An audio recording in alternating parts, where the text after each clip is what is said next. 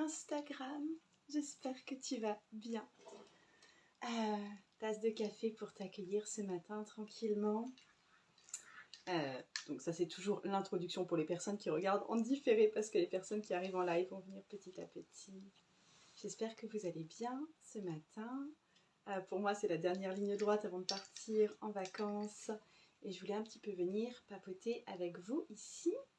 J'ai pris avec moi, attends je te montre, je suis dans la chambre de ma fille, la maison est un peu occupée ces temps-ci.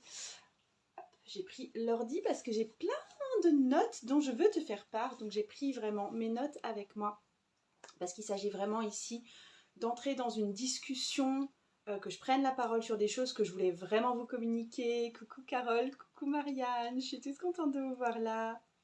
Coucou.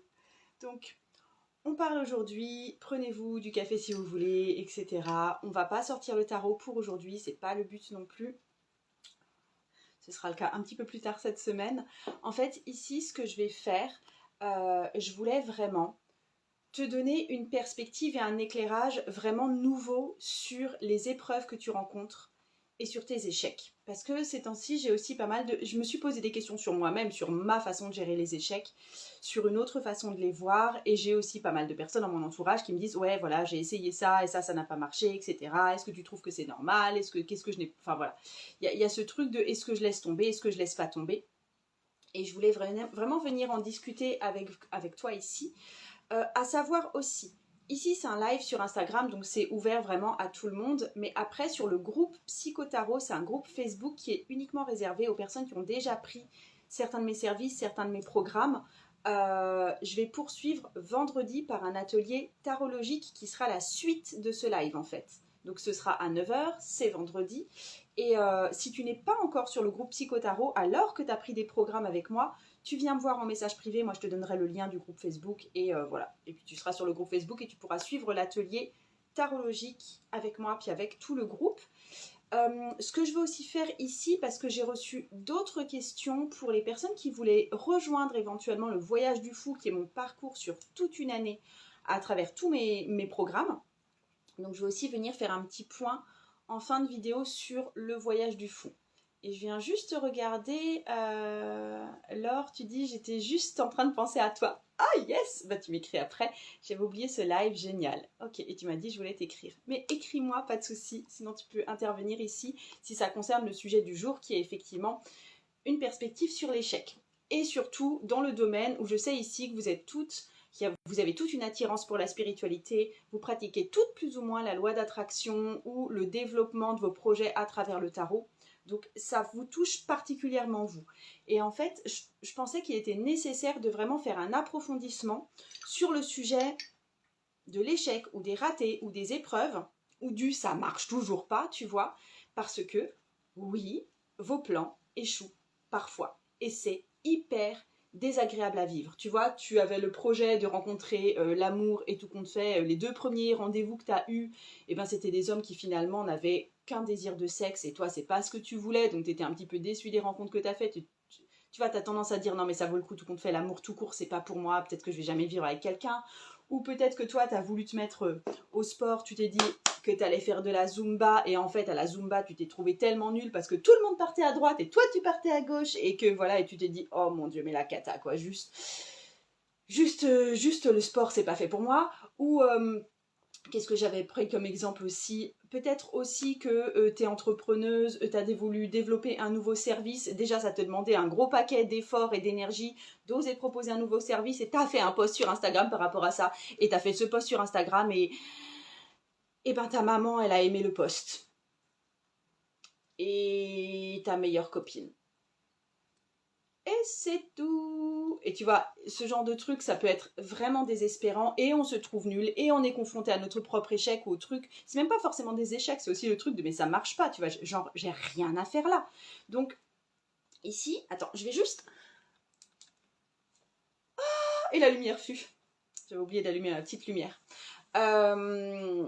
Je critique un petit peu certains programmes en développement personnel ou en loi de l'attraction ou en manifestation qui passent à côté un petit peu de ce phénomène d'échec et qui ont un discours juste pushy vers le succès, en mode c'est pas grave, il faut que tu y arrives encore, visualise encore une fois ce que tu veux, une fois que tu sauras vraiment pourquoi tu veux faire ça, une fois que tu auras vraiment connecté à ta grande vision, et ben ça ira tout seul, tu pourras y aller. Et en fait, je trouve que cette vision est hyper culpabilisante, parce que en gros, ça veut dire qu'à chaque fois qu'on merde, ça veut dire qu'à chaque fois qu'on n'a pas un bon résultat, ça veut dire qu'on n'a pas bien visualisé, ça veut dire qu'on n'est pas assez connecté, ça veut dire que j'ai un problème, j'ai un blocage, j'ai un manque d'alignement. Ça veut dire que en gros, on n'a pas été assez positif déjà toute la journée, alors que comme tout le monde, on a subi aussi notre journée. Il a plu, il y a eu des bouchons, et notre petit dernier, il s'est cassé le pied. D'accord? Donc, il y a ce truc de... J'ai envie d'avoir un discours qui serait un petit peu à l'encontre de cette positivité toxique qui est de visualise et tout se passera bien, et si tu as loupé, visualise encore, parce que ça doit quand même être un petit peu de ta faute si tu as loupé. C'est que tu n'as pas cherché vraiment à attirer du positif, c'est que forcément au cours de ta journée tu t'es dit quelque chose comme « Oh merde, je suis un peu nulle », et que du coup c'est à cause de ça qu'il t'est arrivé des merdes. Alors arrête de penser négatif, pense positif, et tout ira beaucoup mieux, et tu ne subiras plus aucun échec, et plus jamais à la Zumba, tu ne partiras à gauche quand tout le monde part à droite pour faire le mouvement. Et je trouve que c'est faux et que c'est culpabilisant et non, ça va pas, ça ne me va pas. Donc, déjà, juste pour les personnes d'entre vous qui avaient un objectif, qui avaient un but, qu'on a pu travailler dans le saut du fou dernièrement, etc. Si vous avez un objectif du style je veux perdre du poids, du type je veux faire les travaux dans tout le rez-de-chaussée de ma maison, du type je veux rencontrer l'amour et habiter avec la personne que j'aime, du type je veux développer une entreprise. Si tu as effectivement une vision de ce que tu veux pour toi, juste sache à l'avance qu'il y a des épreuves qui vont faire partie de ta route. Point. Déjà, accepter ça comme une espèce de normalité. C'est une route, c'est normal de temps en temps avoir un caillou dans la chaussure, c'est normal de temps en temps de se tromper de route, c'est normal que de temps en temps tu aies besoin de remettre de l'huile dans la bagnole, c'est normal. D'accord ? C'est normal qu'un plan sur le long terme, qui implique d'autres êtres humains en plus, ne se déroule pas sans accroc. Et c'est pas ta faute. C'est juste, ça fait partie de la route. C'est tout. C'est compris dans le package, d'accord ?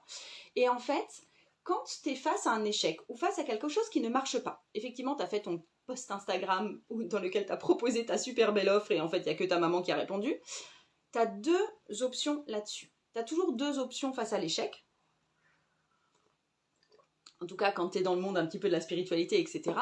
C'est soit tu le prends comme un signe de finalement, c'est pas fait pour moi. Tu vois, tu as fait la Zumba t'y est pas arrivée la première fois en tout cas, et tu peux décider que, punaise, ça, ce que je viens de vivre là, c'était vraiment nul. Et du coup, je peux décider que c'est pas fait pour moi. Et peut-être que c'est tout à fait vrai. Je veux dire, peut-être que finalement, peut-être que la Zumba, c'était pas le bon sport pour toi, et tu peux le décider tout de suite. Peut-être que proposer tes produits via un post sur Instagram, c'était pas pour toi, et tu peux le décider comme ça. Et dans ce cas-là, c'est juste un but qui fera plus partie de ton parcours. Et c'est ok aussi. Des fois, juste, on se dit, ok, mon mec, ça fait je sais pas combien de temps qu'il veut m'emmener faire de l'escrime. Ok, je vais essayer de faire de l'escrime. Ok, ce serait peut-être bien de faire cette activité à deux. La première fois que tu fais de l'escrime, tu te fais mal, et puis c'est nul, et puis tu n'y arrives pas. Et tu arrêtes, et juste tu décides que l'escrime, c'est pas pour toi. Et c'est ok. Je dirais, il y a des choses, on les vit un peu mal, et on peut décider que c'est pas pour nous. Et il y a plein de choses qui sont pas pour vous dans la vie, donc c'est pas forcément le problème. Donc première possibilité, tu vois l'échec devant toi et tu te dis, en fait, c'est pas pour moi. Ok ? Par contre, l'autre perspective que tu peux avoir, c'est, parce que oui, c'est pas pour toi parce que si t'es pas prête à vivre ce genre d'épreuve, du style te tromper dans les pas à la Zumba, si t'es pas prête à vivre ça, ce type d'échec, c'est que effectivement, ce type de sport n'est pas fait pour toi. C'est bien triste, mais c'est comme ça. D'accord ? Donc l'autre option, quand tu vis un échec, quand tu vis un écueil, quand tu vis une aventure, quand tu vis une épreuve, quand tu vis un truc qui te tombe sur le bec, ok ? Tu peux te dire que c'est simplement un test de l'univers. C'est un test que l'univers t'envoie. C'est l'interro surprise que l'univers t'envoie. Et ce test, il est destiné à te préparer à ce qui pourrait t'arriver de plus complexe à l'avenir. Ok ? Donc deux façons, je vais développer ça, deux façons de prendre un échec que tu vis. Soit tu dis, si je vis cet échec, c'est que c'est pas pour moi, et tu arrêtes. Soit tu te dis, ce truc-là, c'est toujours pour moi, mais je vis un échec. Ça veut dire que l'univers m'a envoyé une interro surprise et me fait passer un test pour m'aguerrir aux prochaines étapes. Deux perspectives là-dedans. Le truc que je ne veux pas que tu fasses, c'est que tu te dises, oh là là, ce truc, je le veux vraiment, vraiment, vraiment. Je veux vraiment devenir vraiment super bonne à la Zumba et y aller toute la semaine avec mes potes. Mais la première fois, c'était un peu nul, donc j'arrête tout de suite. C'est juste cette perspective-là qui serait complètement faussée. Ok ? Je vais te donner un exemple. Et je veux bien que tu me répondes ici en commentaire. C'est issu d'une conférence de Tony Robbins. Tony Robbins, coach américain. Tony Robbins, il donne l'exemple, c'est un adolescent. Il a 17 ans. Il n'a pas son permis de conduire. Il sait déjà un petit peu conduire parce qu'il s'est déjà un peu entraîné avec des potes et avec son papa. Mais il ne sait pas encore conduire. Il n'a pas son permis en tout cas. Et ses parents ont une voiture. Et une nuit, il prend la voiture dans le garage et il taille la route pour aller rouler un petit peu tout seul dans la voiture la nuit. Ok. J'ai envie que vous me disiez ici qu'est-ce qui pourrait se passer de pire pour lui. L'ado, il a 17 ans, il est un petit peu foufou ado, je vais faire des trucs de ouf, et il pique littéralement la voiture de ses parents, il se barre la nuit avec pour faire un tour en voiture. C'est pas dans l'idée de la voler pour toujours, hein, il va la ramener. Mais il veut faire un tour de voiture tout seul la nuit. Qu'est-ce qui pourrait se passer de pire? J'attends vos réponses et pour l'instant, je bois une tasse de café.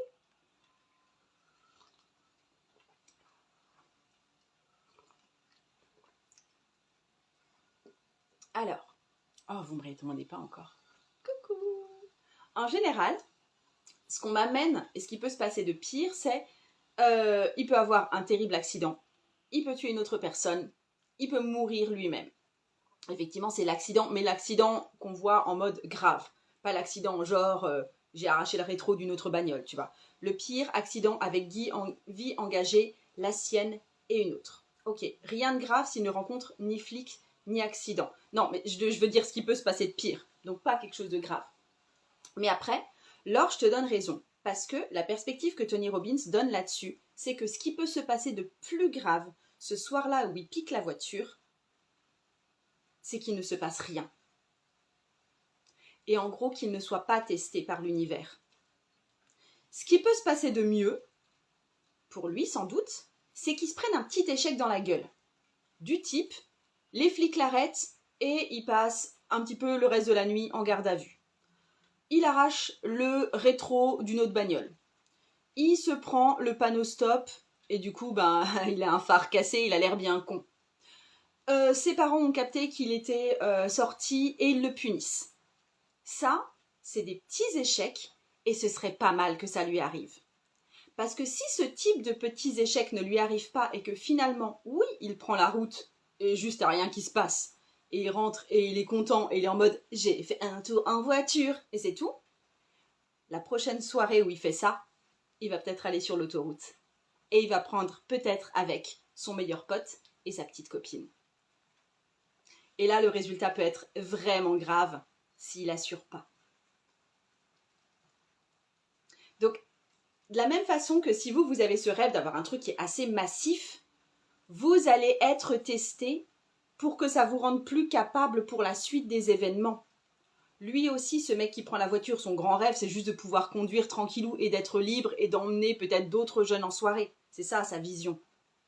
Mais s'il n'est pas testé tout de suite, ça risque de l'amener vers une connerie qui sera beaucoup plus dommageable pour tout le monde. Rétro de la voisine qui fait tout un foin, oui.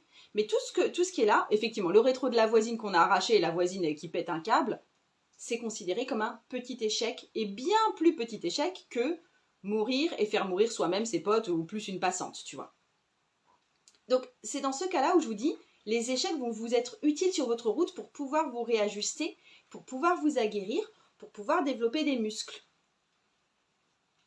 Et si vous ne les avez pas, il y a sans doute quelque chose d'assez grave qui peut vous arriver par la suite. En fait, prenez vos échecs comme des tampons qu'il faut avoir sur un visa pour pouvoir avoir le droit d'accéder au niveau du dessus. et que c'est plutôt pas mal d'avoir ces tampons, même si, je veux dire, on est tous passés par une douane ou un truc comme ça, c'est pas agréable quand le flic il nous regarde et qui regarde notre passeport et qui dit « Pourquoi vous êtes là ?» Ok, c'est pas agréable. Je vous dis pas que les échecs, c'est des passages agréables de vie, mais c'est des tampons qui vous permettent d'accéder au niveau du dessus. Si vous n'avez pas ces tampons, le niveau du dessus peut faire extrêmement mal s'il ne se passe pas bien. Imaginons, je te donne un exemple. Je me dis, univers s'il te plaît, je souhaite être, moi mon but là, c'est d'être invitée à des soirées VIP et d'être admirée pour mon élégance et pour mon aisance en société. Donc s'il te plaît l'univers, fais en sorte que je sois comme ça parce que franchement, ce serait trop cool. D'accord ? Et là l'univers il dit, ok, pour accéder à ça, donc c'est-à-dire soirée VIP à Cannes, la prochaine fois que tu te fais jolie pour juste aller sortir avec tes copines au prochain resto ou au prochain bar, tu vas déjà te fracasser le doigt de pied contre ton lit, déjà première chose, premier début de soirée. Deuxième début de soirée, tu rentres dans ta bagnole et avec la portière là, tu déchires ta jolie robe. On va voir comment tu t'en sors déjà avec ces petites épreuves là. Et du coup, honnêtement, il y a beaucoup de gens qui abandonnent à ce point-là. Qui abandonnent à ce point de « Ah merde, ma robe elle est déchirée, allez, zou, fin du plan » et jamais elle ira chez les VIP. « Ah, mon post Instagram il a pas marché, fin du plan, j'ai essayé Margot. » Ouais, t'as essayé.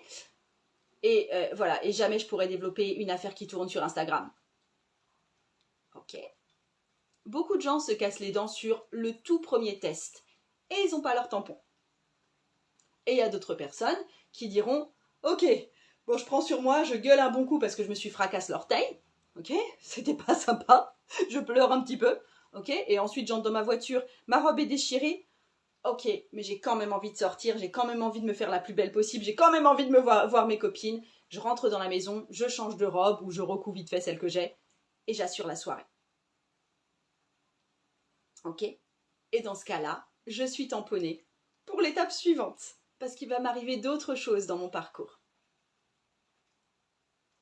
En gros, quand je te dis qu'il y a beaucoup de gens qui arrêtent au premier écueil, c'est vraiment le fait de réussir le test, c'est d'y aller quand même en gérant la situation.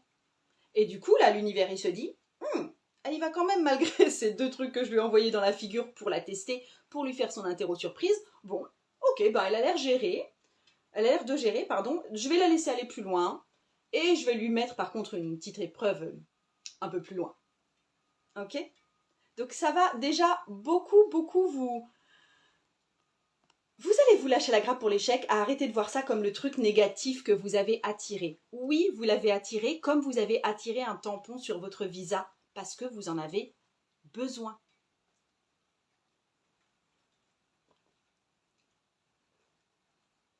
Ensuite, il y a un truc aussi qui se passe, c'est que tout au départ, quand on a cette vision qu'on a pour nous, tu vois, de « Ok, moi, ce que je veux, c'est une entreprise qui ramène 10 000 de chiffre d'affaires par mois. Moi, je veux effectivement une nouvelle maison avec tout le rez-de-chaussée rénové.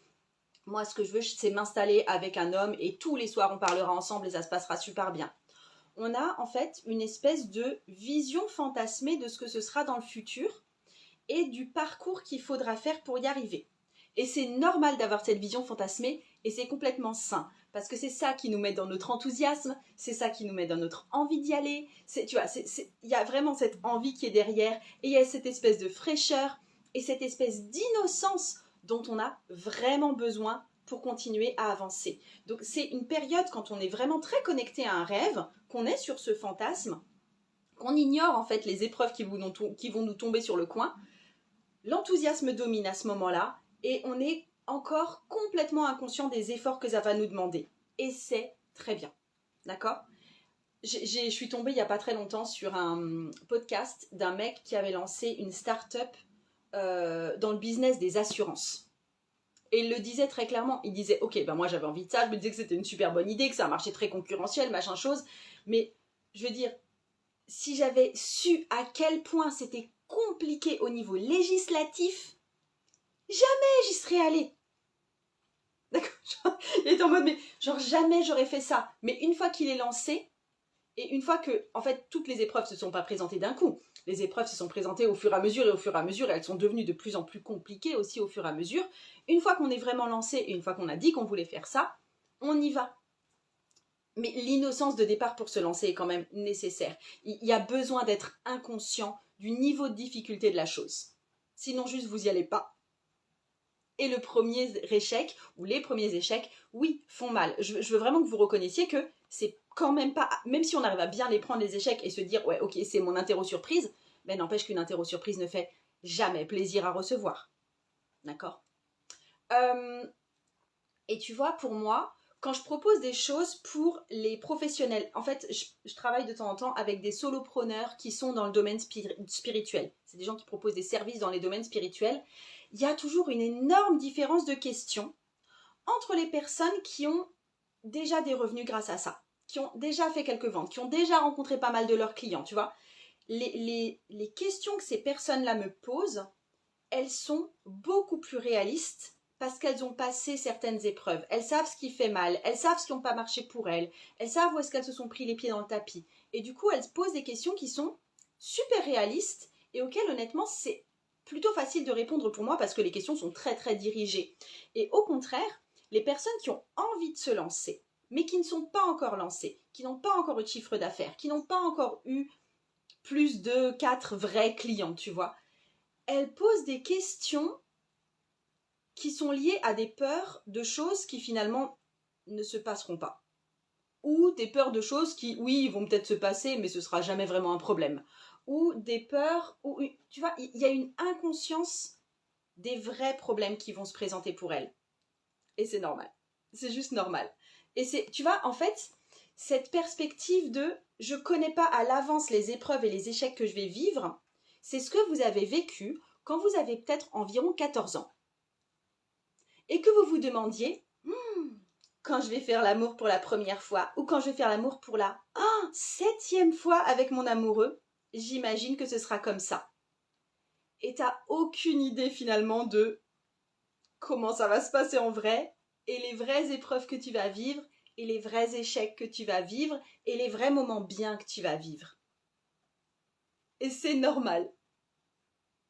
D'accord? Il y a cette inconscience des échecs qui vont vous arriver qui est normale. Et je veux dire, c'est juste un truc à accepter de ne pas savoir les épreuves qui vont vous tomber sur le coin. C'est tout. Et au fur et à mesure que vous allez vivre ces épreuves, au fur et à mesure que vous allez vivre ces interro-surprises, au fur et à mesure que vous avez ce visa tamponné de ouais, épreuve validée, épreuve validée, épreuve validée, il y a ce savoir qui est acquis, il y a la sagesse qui se développe, il y a un niveau de maturité qui devient complètement différent. Mais si vous n'avez pas été confronté, si vous n'avez pas développé les muscles qu'il faut pour accomplir telle chose, votre croissance sera forcément limitée. Donc là, si en ce moment vous êtes en perspective où, ok, vous vivez certains échecs ou vous venez de vivre une certaine épreuve qui ne vous a pas plu, ok, c'est possible. Il est tamponné ou pas votre visa? C'est pas normal. C'est pas votre faute. C'est pas parce que vous avez pensé négatif. Ok? Donc, il y a ce truc de vraiment, il y a des choses imprévues qui vont vous arriver. Je viens lire vos commentaires après. Et puis, donc, il y a des imprévus qui vont vous arriver et vous ne savez pas ce que ça va être au début. Et du coup, il y a ce truc d'accepter déjà au départ que peut-être ça ne se passera pas exactement comme prévu. Et ensuite, ne pas interpréter les échecs comme des signes négatifs. Vous pouvez savoir que ça va être vécu comme quelque chose de négatif, ça c'est tout à fait vrai, mais que ça ne veut pas dire que c'est pas pour vous. Attends, je viens juste voir parce que vous avez réagi. Un jour, une guidance. L'échec peut aussi aider à mieux se connaître et à trouver le réseau et la solution qui nous convient. Oui, et ça va façonner notre route aussi. C'est ça qui amène de la sagesse en fait. C'est la résolution de ce mode, de ces échecs-là. Attends, j'arrive pas à voir. Excusez-moi. Je viens juste voir un autre commentaire. Ok, ça c'est ok. Ok, tout est bon. Ça marche. En fait, une autre chose que je peux vous donner sur les perspectives d'échec, je vais vous raconter un petit peu comment ça s'est passé pour moi. Je m'abreuve en café. C'est quand vous voyez qu'il y a quelque chose dans votre vie qui semble pas bien s'annoncer. Je veux dire, vous aviez prévu du travail et cash, vous sentez bien que ça va prendre du retard, tu vois. Vous êtes en mode, ok, je sens venir le retard, je sens que l'entrepreneur là, il va me faire un faux plan, tu vois. Tu sens que le truc, il va... En général, on a des signes avant-coureurs, des choses qui peuvent éventuellement mal se passer. C'est rarement des petits trucs comme ça. Effectivement, ça peut être se casser la figure, ou ça peut être se fracasser l'orteil, ou déchirer sa robe. Des fois, c'est des choses un peu plus conséquentes et qu'on voit venir. Et en fait, quand on voit que ça peut mal se passer éventuellement, et que ça peut peut-être nous faire paniquer parce qu'on est en mode « mais non, mais on veut pas que ça se passe mal » et du coup on va agresser l'entrepreneur au téléphone ou un truc comme ça, donc on aura une réaction inappropriée, on aura une réaction de panique. Ou alors ça va nous faire tout abandonner, ce qui n'est pas non plus très très très malin, parce que là pour le coup le test on ne l'aura pas du tout validé et on n'ira pas jusqu'au bout du parcours. L'idée c'est peut-être de se prévoir un plan B quand on voit que les choses ne se passent pas aussi bien que prévu. Et du coup là j'avais quelque chose à te raconter. Tu sais, les 2 semaines dernières, j'ai lancé mon programme L'étoile et la force. L'étoile et la force, c'est vraiment un parcours en développement personnel avec le tarot pendant 22 semaines. Donc les gens s'embarquent avec moi et c'est fait à la fois de parties de cours et à la fois de live en groupe où j'amène les gens effectivement à réfléchir plus peut-être sur leur cas précisément par rapport à ce qui a été dit dans la partie cours. Et en fait, cette année, au tout départ, les inscriptions n'étaient pas forcément au rendez-vous. J'ai pas eu une grosse vague d'inscriptions comme ça peut m'arriver sur d'autres services. Tu vois, j'étais genre avec 1 ou 2 inscriptions. Alors c'était très très chouette, mais j'étais en mode ok, c'est peut-être un peu maigre pour faire un groupe les mecs là. Et en fait, donc les inscriptions ne prenaient pas comme je l'avais visualisé en tout cas. Et du coup, quand j'ai vu ça, je me suis dit, bon, là, je sais pas ce que ça va donner, parce que des fois, je veux dire, il y a des fois, tout le monde s'inscrit pendant les 2 derniers jours, et voilà, et c'était tout. Donc, ça pouvait toujours super bien marcher. Mais n'empêche que quand j'ai vu ça, je me suis dit, bon, là, les mecs, j'ai besoin d'un plan B, parce que sinon, je vais me mettre à paniquer et à faire n'importe quoi, parce que j'ai pas envie forcément de vivre cet échec-là. Et ça peut t'arriver aussi, hein. Peut-être que toi, tu es aussi entrepreneuse, tu lances un service et tu regardes, et puis tu te dis, en fait... il n'y a pas trop personne pour mon service, ou bien il y a juste 1 ou 2 personnes que ça intéresse, mais moi je voulais beaucoup plus que 1 ou 2 personnes. Donc en fait, ce que je me suis dit, c'est que si j'avais 6 personnes sur ce groupe, je ferais tout comme prévu, avec un tout petit groupe, et du coup ça permettrait une hyper grande proximité.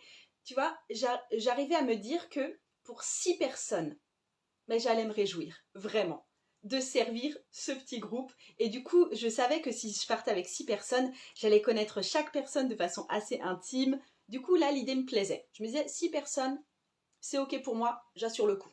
D'accord ? Et l'autre truc, c'est que, il était possible que j'atteigne pas les 6 personnes. Donc, je me suis dit, si j'ai 5 personnes uniquement, ou moins que 5 personnes, dans ce cas-là, je vais faire le programme de formation comme prévu. En gros, sur 22 semaines, il y a 11 modules de formation et 11 lives. Donc, je vais faire les 11 modules de formation, je vais les tourner comme prévu et je vais les donner au fur et à mesure aux 5 membres qui seront là. Par contre, je vais abandonner toute la partie live parce que juste 5 personnes, d'autant plus que tout le monde ne vient pas en même temps. Tu vois, j'ai pas envie de me retrouver à faire plein de lives avec juste 1 ou 2 personnes ou je vois personne du tout. Donc, non, j'avais pas envie d'assurer les lives. Donc, je donne, dans ma tête, c'était mon plan B, c'était je donne à moins de 5 personnes, je donne la partie cours. Et par contre, pour les personnes qui sont là, eh ben, je propose à chacune de ces personnes 2 rendez-vous. En plus, personnels. Donc, en fait, avec cette nouvelle option et avec ce plan B, si j'avais 5 personnes max, je mettais moins l'accent sur l'esprit de groupe parce qu'il n'y aurait pas de groupe à 5 personnes. Et je mets beaucoup plus l'accent sur le parcours individuel parce que j'allais rencontrer chaque personne en individuel 2 fois pour l'aider à progresser. Donc un format un peu de mini coaching en plus de la partie formation que j'allais proposer. Et tu vois, eh ben ça m'allait. Dans les 2 cas, ça m'allait. Je me suis dit, ok, si j'ai 5 personnes et que pour ces 5 personnes, je pars en rendez-vous individuel, etc. Ouais, ça me botte. Et si j'ai 6 personnes au moins et plus, eh ben ça me botte de partir avec un petit groupe. Et si j'ai plus, ça me botte de partir avec un groupe qui serait moyen. Et juste pour te raconter la fin du coup, au final, j'ai eu vraiment peu d'inscrites pour juste l'étoile et la force à proprement parler. Je crois que j'ai eu...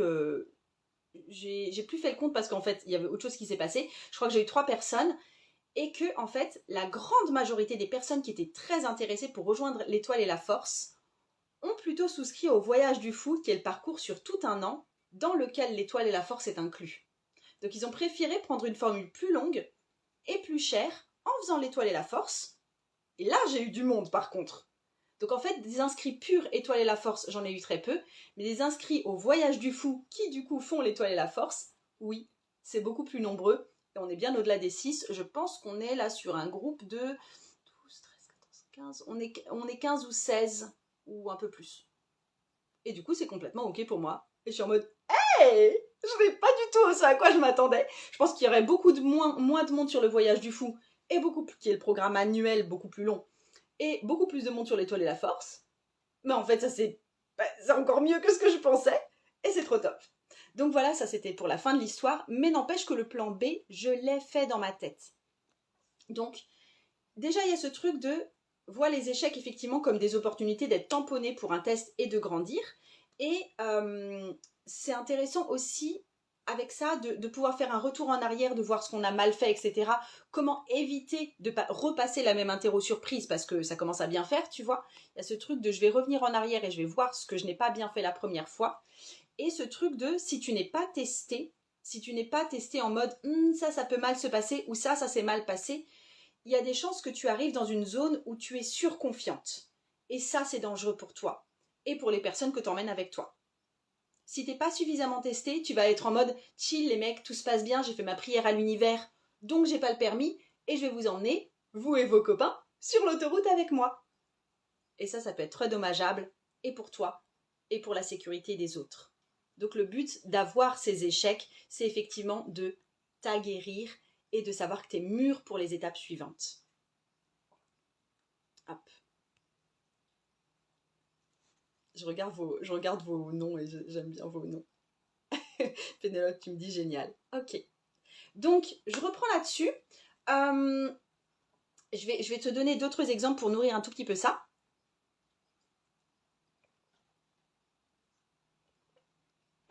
En fait, j'aimerais que tu prennes maintenant tes échecs, soit effectivement comme le signe que c'est pas pour toi, parce qu'il y a des fois des trucs où tu te dis mais en fait non, j'ai pas vraiment envie de vivre ça, et c'est ok. Ça peut être le signe que maintenant il est temps de s'arrêter. Et effectivement, il y a des projets qu'on abandonne vraiment au cours de sa vie, et c'est tout à fait possible, d'accord? Mais après, si c'est vraiment quelque chose à quoi tu tiens, dans ce cas-là, tu vas prendre tes échecs pas comme le signe de non, c'est pas pour toi ce n'est pas possible, mais comme des tests. Et des tests d'autant plus durs que le résultat final est censé être grand. D'accord? Et imagine, je vais te donner un autre exemple. Tu es un tout petit enfant. Et toi, ton but dans la vie, là pour l'instant en tout cas, c'est d'apprendre à faire du toboggan. Mais tu vois, le grand toboggan, le toboggan quoi, le toboggan ça race, tu vois. Et donc il y a plusieurs, tu vois bien que sur ton parcours là, tu es sur une aire de jeu et il y a plusieurs niveaux de toboggan et d'échelles pour accéder au toboggan, parce que ce qui dit toboggan dit échelle pour monter dans le toboggan. Et du coup là, toi tu te dis, eh ben, j'ai 2 ans, tu vois, là j'ai 2 ans, tranquille, et moi je ne ferai du toboggan que quand j'aurai développé assez de confiance en moi et que j'aurai assez visualisé que je réussirai d'office le grand toboggan. Et quand j'aurai bien visualisé, que j'aurai bien tiré le tarot, quand j'aurai bien fait mes exercices de confiance en moi, nickel, du premier coup, le grand toboggan. Quand je le dis comme ça avec l'exemple d'un petit enfant, tu vois à quel point ça peut être un peu idiot de penser comme ça. Parce que ce qui se passe en vrai, parce que ça c'est irréaliste, de se dire je vais visualiser le grand toboggan, je vais visualiser le grand toboggan, je vais visualiser le grand toboggan, oh putain ça va être le pied ce grand toboggan, allez ça y est j'ai assez visualisé, je fais le grand toboggan. Je pense que maman déjà elle n'est pas du tout d'accord, tu vois. Donc c'est complètement irréaliste. Par contre ce qui est réaliste c'est que tu vas déjà galérer sur la première échelle qui fait 30 cm. Une fois que tu as bien galéré sur ton échelle de 30 cm, et ben déjà tu as la victoire de descendre le petit toboggan. Donc tu as descendu le premier petit toboggan après avoir bien galéré sur ta première échelle. et maman t'emmène sur le prochain toboggan, qui est le toboggan orange. Ok, c'est comme ça que ça va se passer. Attends, je viens juste te voir. Laura, tu dis merci Margot pour tous ces exemples concrets et très parlants. Merci. Et Mita me dit la même chose. Merci pour vos partages. Merci à vous d'être là. Et du coup, il y a ce truc de... Tu vois, c'est normal de persévérer malgré ses échecs. Et c'est ça que j'aimerais que tu développes chez toi comme espèce de force. De savoir que, ok, ça vaut le coup de s'y mettre encore, de considérer l'échec que je viens de vivre, de le voir comme effectivement, est-ce que j'ai pas bien passé l'interro surprise? J'ai pas bien passé l'interro surprise? Ça veut dire que je vais devoir la repasser. Bon, je vais devoir la repasser. Du coup, je pense que je serai mieux préparée cette fois. Et du coup, c'est normal de gravir ces échelons-là. D'accord? C'est normal que ça marche pas du premier coup, même si c'est décevant. C'est pas ta faute et c'est pas parce que t'as pas bien visualisé ni parce que t'as pas été positive. Ça n'a rien à voir avec ça. C'est normal quand t'es tout petit, que t'as, je sais pas, 1 an et quelques mois, c'est même avant. Bref, c'est normal de ne pas savoir dire maman du premier coup. C'est normal. Et quand t'abandonnes au premier truc parce que, ok, oui, toi, tu veux faire partie des VIP, mais t'as laissé tomber juste parce que ton talon s'est cassé, c'est comme si un tout petit enfant te disait, ok, moi, dans l'idée, je sais dire des tas de trucs, là, comme les adultes, mais visiblement, la première fois que j'ai essayé de dire maman, ça a fait... D'accord? Du coup, franchement, parler, je suis désolée, mais c'est pas pour moi, quoi. Enfin, je veux dire, j'ai essayé. Vous avez bien... Enfin... ça marche pas terrible, donc j'arrête. Voilà, c'est pas pour moi, c'est tout, hein. Voilà. Non, on va pas essayer 36 fois et se casser la figure 36 fois non plus, hein. Donc, oui. C'est comme s'il disait, tu vois, j'ai essayé une fois de dire maman et j'ai reçu un message de l'univers qui me disait que c'était vraiment trop compliqué pour moi, vu que j'y suis pas arrivée. Ouais.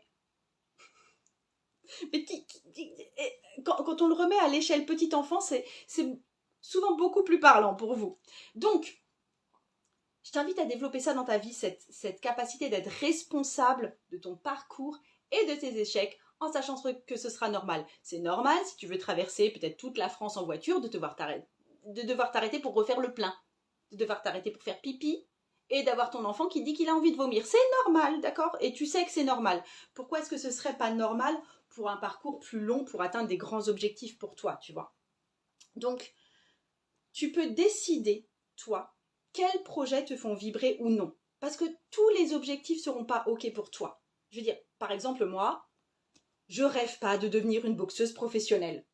Et je ne suis pas OK de passer toutes les épreuves qu'il faut pour arriver à devenir boxeuse professionnelle parce que être boxeuse professionnelle, c'est pas un truc qui me fait triper, tu vois. Franchement, je m'en fous. Et toi aussi, il y a plein de projets. Tu t'es dit que peut-être ce serait bien pour toi ou peut-être que c'était l'idée d'un autre, mais en fait, ça te fait pas triper et du coup, t'es pas du tout prête à vivre les épreuves qui vont avec ça. Et c'est OK. Donc, tu as le droit de décider ce vers quoi tu veux marcher et ce vers quoi tu es OK de vivre des épreuves.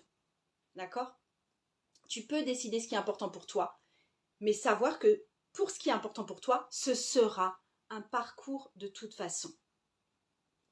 Annie, tu dis, en effet, mon premier lancement n'a donné aucun résultat et j'ai du mal à m'en remettre, alors même que des personnes s'intéressent plus à mes services a posteriori. Ouais. Et à te demander, est-ce que pour cet échec-là, la perspective que tu peux te demander, est-ce que tu as eu ton visa qui est tamponné? Est-ce que tu as réussi ce test? Ou pas vraiment et tu aurais pu mieux faire dans ce cas difficile-là, tu vois?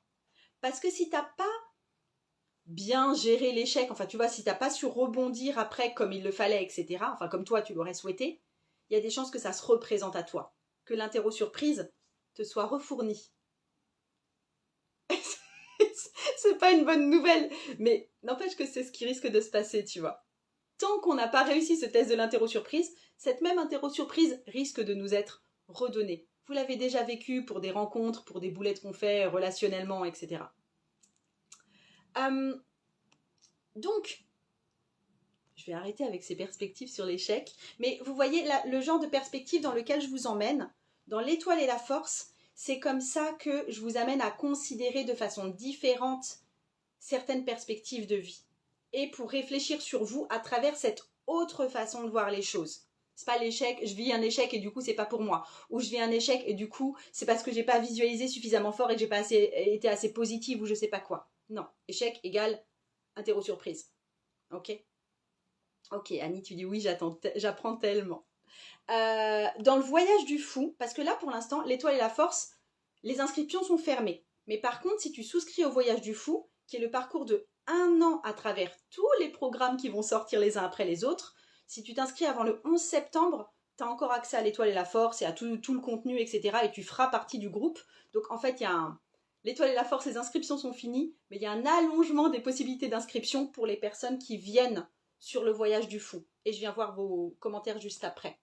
Donc en fait, pour t'expliquer, le voyage du fou, c'est vraiment 1 an avec moi à travers tous mes programmes, les uns après les autres, au fur et à mesure qu'ils sortent. C'est pas un pack d'emblée, c'est au fur et à mesure de l'année, je vais continuer, toi, à te nourrir et t'emmener, en fait, parce que le but, c'était de t'emmener dans tout un parcours d'une année à travers le tarot, avec mes enseignements, type ce qu'on vient de faire un petit peu ici, et ma propre croissance au fur et à mesure du temps. Parce que moi, je continue de cheminer aussi, et je continue encore plus de cheminer quand je suis comme ça en contact assez finement avec vous.